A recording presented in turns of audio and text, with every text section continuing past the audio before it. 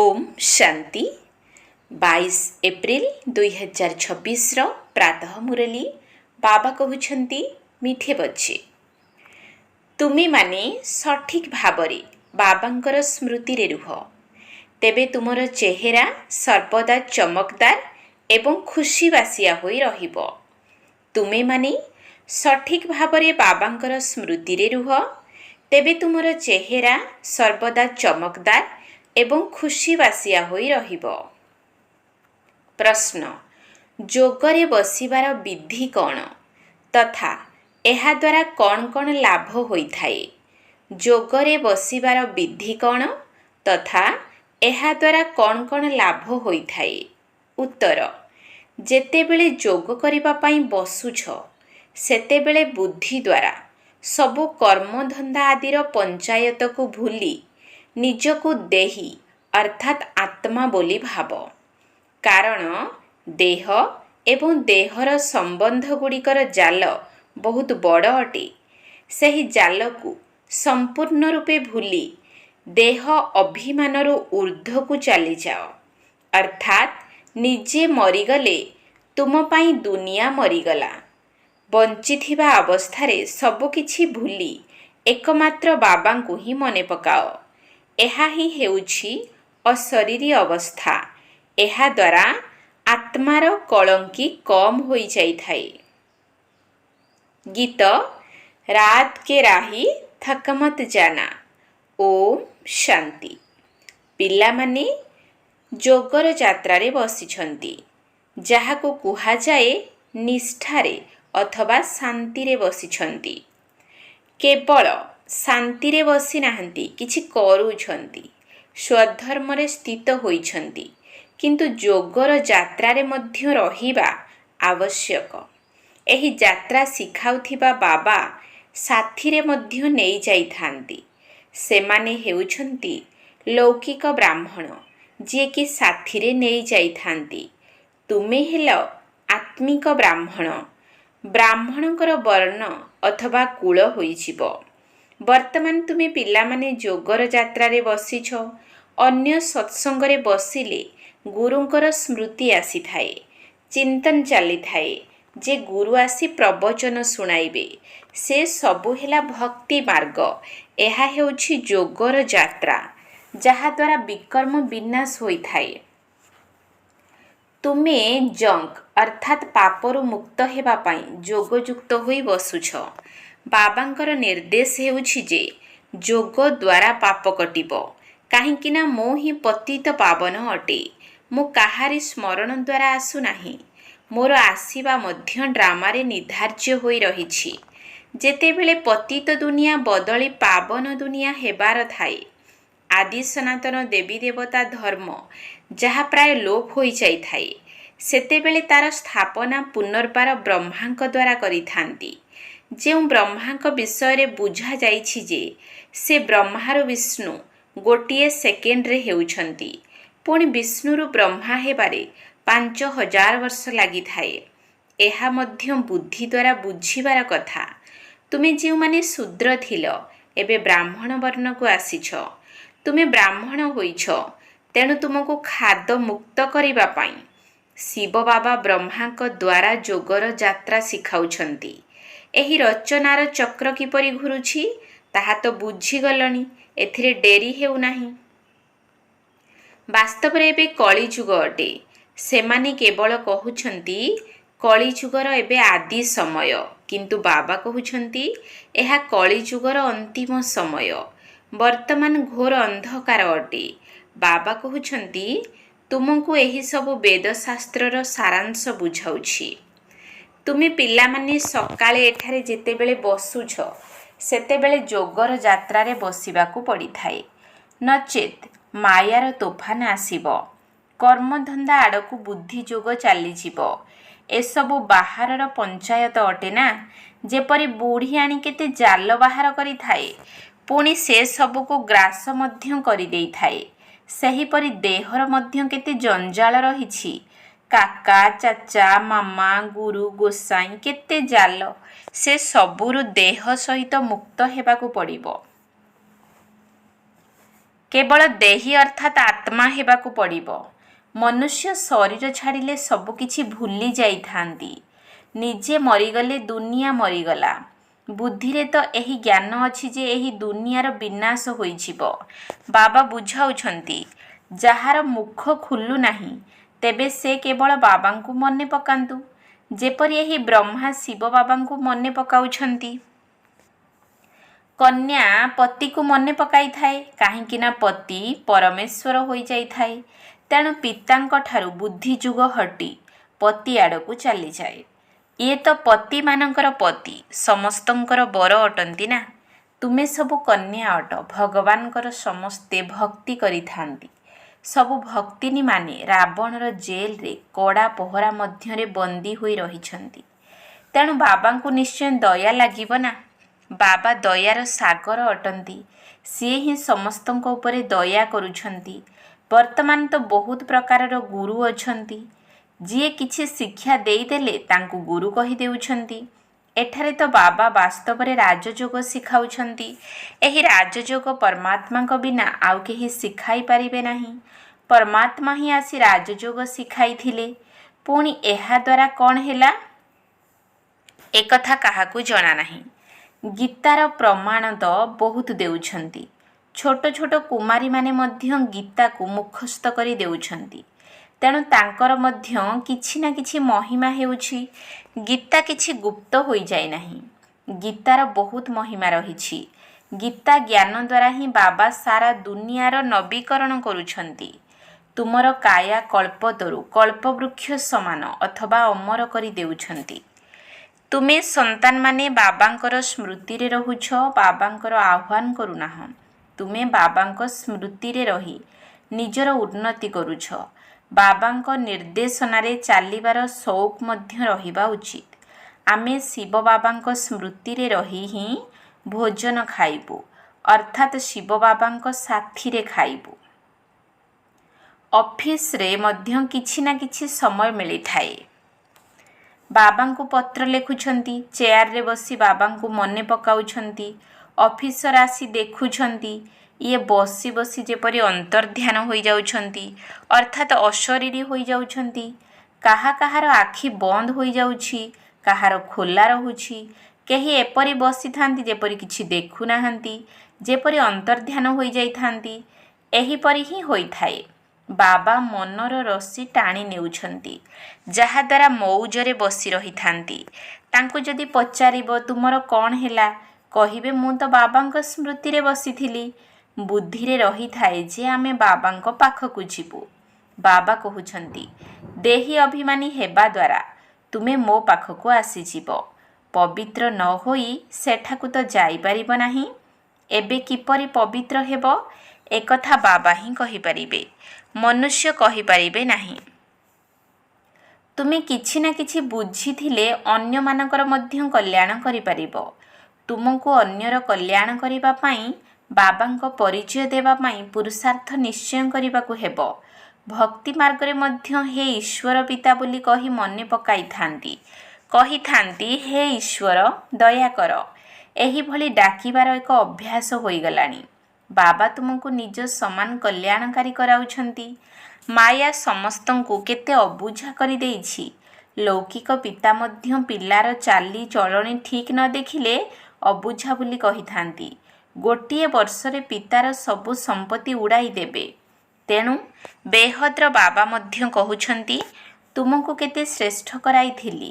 ଏବେ ନିଜ ଚଳଣିକୁ ତ ଦେଖ। ଏବେ ତୁମେ ସନ୍ତାନମାନେ ଜାଣୁଛ ଯେ ଏହା କିପରି ଆଶ୍ଚର୍ଯ୍ୟଜନକ ଖେଳ ଅଟେ। ଭାରତର କେତେ ଅଧୋପତନ ହୋଇଯାଉଛି। ଭାରତବାସୀମାନଙ୍କର ମଧ୍ୟ ଅଧୋପତନ ହୋଇଛି। ସେମାନେ ନିଜକୁ ଏପରି ପତିତ କଳିଯୁଗୀ ତମୋପ୍ରଧାନ ବୋଲି ଭାବୁନାହାନ୍ତି। ଭାରତ ସ୍ୱର୍ଗ ଥିଲା, ଅର୍ଥାତ୍ ମନୁଷ୍ୟ ସ୍ୱର୍ଗବାସୀ ଥିଲେ।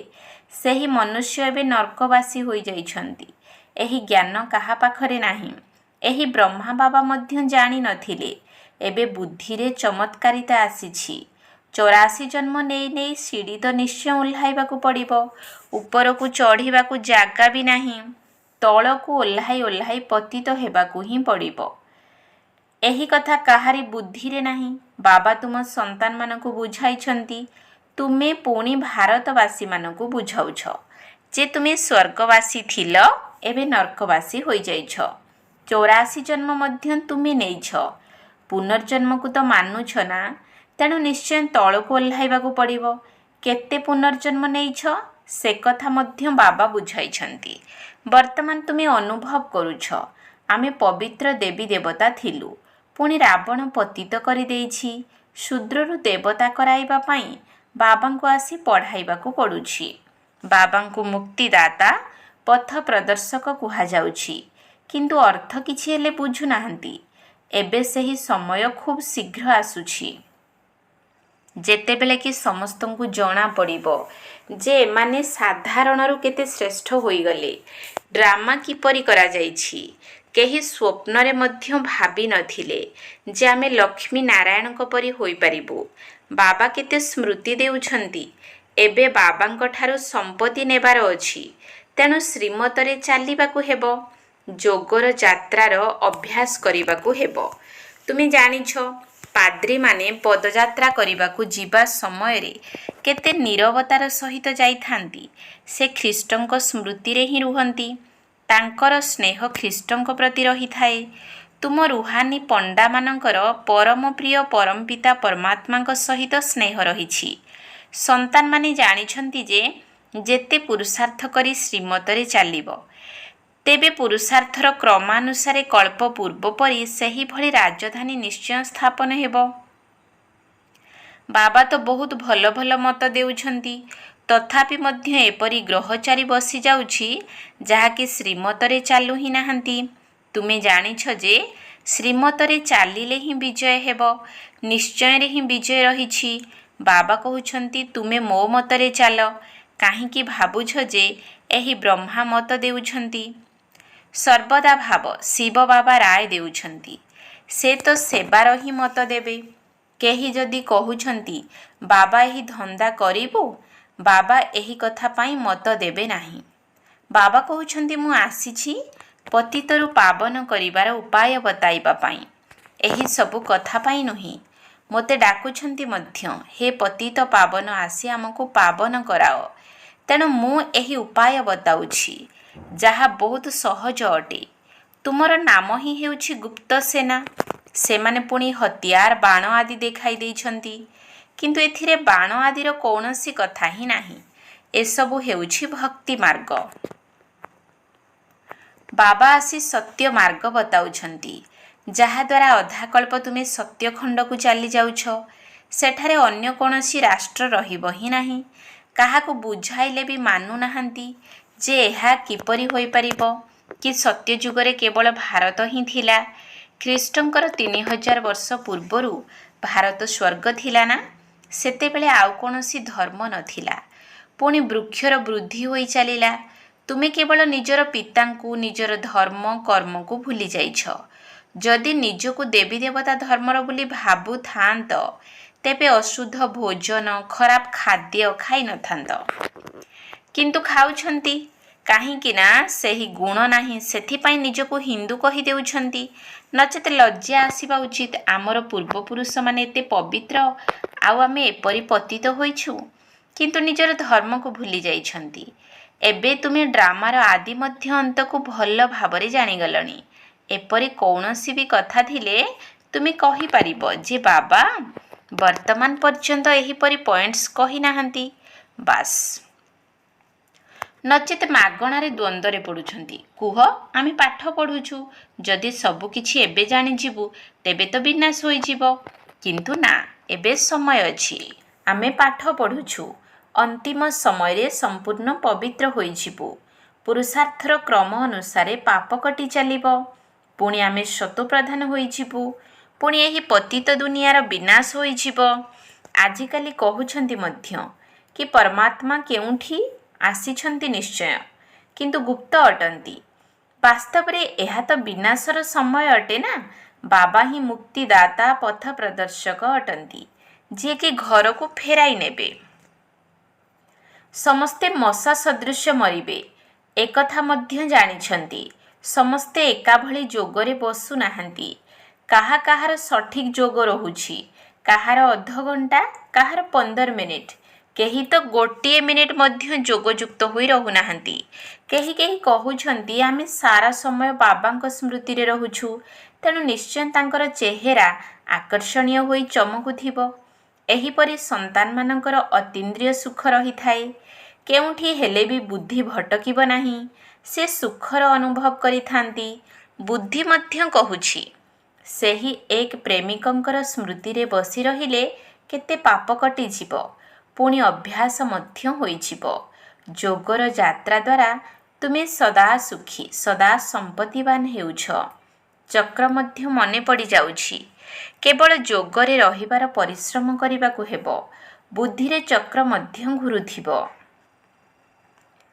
एबे तुमे मास्टर बीज रूप हेउछ। जोग करिबा सहित स्वदर्शन चक्र मध्य घुराइबाकु हेबो। तुमे भारतवासी माने लाइट हाउस अर्थात बत्ती घर अट। आध्यात्मिक बत्ती घर होई समस्तंकु घरर रास्ता बताउछ। एकथा मध्य बुझाइबाकु पड़िबो ना।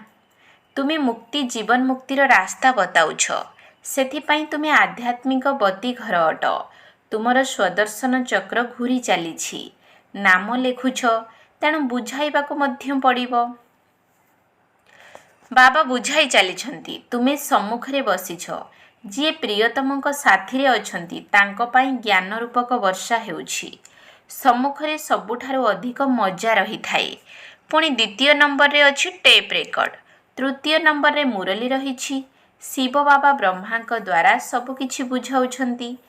ये ब्रह्मा भी जानिछंती ना, तथापि भी तुमे एही कथा भाब जे शिव बाबा कहुछंती। एही कथा न बुझुथिबा कारणरु बहुत अवज्ञा करुछंती। शिव बाबा जाहा कहुछंती ताहा कल्याणकारी ही अटे। अकल्याण हेले मध्य ताहा कल्याण रूपरे बदली जीवो।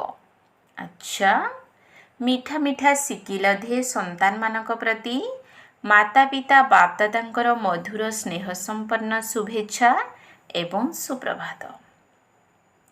आत्मिक पितांकर आत्मिक संतान मानकु नमस्ते। आत्मिक संतान मानकर आत्मिक बापदादांकु नमस्ते नमस्ते नमस्ते सुप्रभात। धारणा पाई मुख्य सार 1 नंबर पॉइंट। बाबांकर प्रत्येक निर्देश रे चली निजर उन्नति करिबाकु हेबो। एकमात्र बाबांक सहित सच्चा सच्चा प्रीति रखिबाकु हेबो।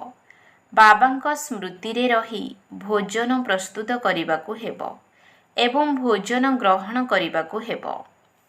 बाबांकर प्रत्येक निर्देश रे चली निजर उन्नति करिबाकु हेबो। एकमात्र बाबांक सहित सच्चा सच्चा प्रीति रखिबाकु हेबो। बाबांक स्मृति रे रही भोजन प्रस्तुत करिबाकु हेबो एवं भोजन ग्रहण करिबाकु हेबो। 2 नंबर पॉइंट। आध्यात्मिक बत्ती घर होई समस्तंकु मुक्ति जीवन मुक्तिर रास्ता बताइबाकु हेबो। बाबांक भली कल्याणकारी निश्चित हेबाकु पड़िबो। आध्यात्मिक बत्ती घर होई समस्तंकु मुक्ति जीवन मुक्तिर रास्ता बताइबाकु हेबो। बाबांक भली कल्याणकारी निश्चित हेबाकु पड़िबो। वरदान। ईश्वरीय गारिमामय स्थिति रे स्थित रही प्रत्येक कर्म को उत्कृष्ट रूपरे करुथिबा सर्व दुश्चिंता ठारू मुक्त भव। ईश्वरीय गारिमामय स्थिति रे स्थित रही प्रत्येक कर्म को उत्कृष्ट रूपरे करुथिबा सर्व दुश्चिंता ठारू मुक्त भव। सर्वदा एही ईश्वरीय गारिमारे रुह जे मो बाप दादांकर ज्योति रूपक रत्न अटे। मोर नयनरे बा दृष्टिरे कौनसी भी जिनिस स्थान पाई परिबो नाही। एही भली गारिमामय स्थिति रे रहिबा द्वारा भिन्न भिन्न प्रकारर चिंतन स्वतः ही समाप्त होइछिबो। कौनसी भी प्रकारर अभियोग रहिबो नाही। जेउमाने जेतिकी निजर उच्च गारिमामय स्थिति रे स्थित होई रही थांती सेमानकु सही अनुसारे सम्मान मध्य स्वतः ही मिली थाए एवं सेमानकर प्रत्येक कर्म अति उत्कृष्ट होई थाए। स्लोगान। ट्रस्टी अर्थात निमित्त तांकु कुहा जीवो जे निजर सबु किछि बाबांको अर्पण करि देइथिबे। ट्रस्टी अर्थात निमित्त तांकु कुहा जीवो जे निजर सबु किछि बाबांको अर्पण करि देइथिबे। अव्यक्त इशारा। ମହାନ ହେବା ପାଇଁ ମଧୁରତା ଏବଂ ନମ୍ରତାର ଗୁଣକୁ ଧାରଣ କର। ମହାନ ହେବା ପାଇଁ ମଧୁରତା ଏବଂ ନମ୍ରତାର ଗୁଣକୁ ଧାରଣ କର। ତୁମମାନଙ୍କର ପ୍ରତ୍ୟେକ ବାଣୀରେ ମଧୁରତା, ସନ୍ତୁଷ୍ଟତା ଏବଂ ସରଳତା ରୂପକ ନବୀନତା ରହିବା ଉଚିତ। ବ୍ରାହ୍ମଣ ଆତ୍ମାମାନଙ୍କର ବାଣୀ ସାଧାରଣ ହେବା ଉଚିତ ନୁହେଁ। ଏହା ହିଁ ହେଉଛି ମହାନତା ଏବଂ ଏହା ହିଁ ହେଉଛି ନବୀନତା। ମଧୁର ବାଣୀ, ମଧୁର ସଂସ୍କାର ଏବଂ ମଧୁର ସ୍ୱଭାବ ଦ୍ୱାରା ଅନ୍ୟମାନଙ୍କର ମଧ୍ୟ ମୁଖ ମିଠା କରାଇ ଚାଲ। ସର୍ବଦା ଅଥକ ଅର୍ଥାତ୍ ଅକ୍ଲାନ୍ତ ଭବ ଏବଂ ମଧୁର ଭବର ବରଦାନ ଦ୍ୱାରା ଆଗକୁ ବଢ଼ି ଚାଲ ଏବଂ ଉଡ଼ି ଚାଲ। ଓମ୍ ଶାନ୍ତି।